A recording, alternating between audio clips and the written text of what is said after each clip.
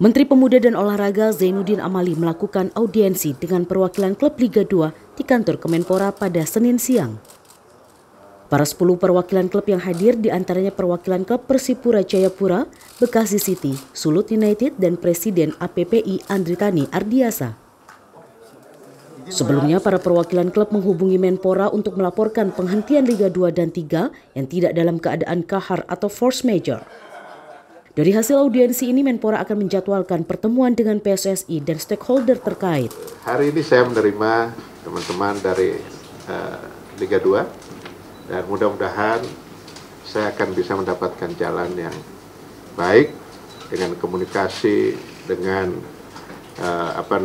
persuasi dengan berbagai pihak yang terkait.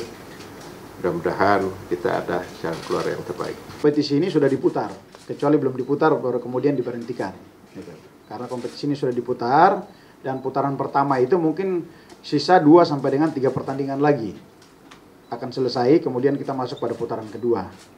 Nah, sehingga pada kesempatan ini kami datang menyampaikan maksud tujuan kami ke Pak Menteri. Satu tujuan adalah kelanjutan liga ini bisa berlanjut. Sebelumnya, rapat Exco PSSI pada Kamis 12 Januari memutuskan bahwa Liga 2 dan 3 dihentikan. Namun, para perwakilan klub menilai keputusan ini akan berimbas pada matinya promosi degradasi di Liga Sepak Bola Dalam Negeri.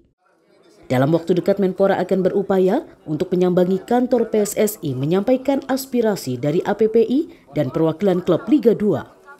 Namun Menpora masih bungkam terkait waktu yang tepat untuk duduk bersama dengan Federasi Sepak Bola Tanah Air.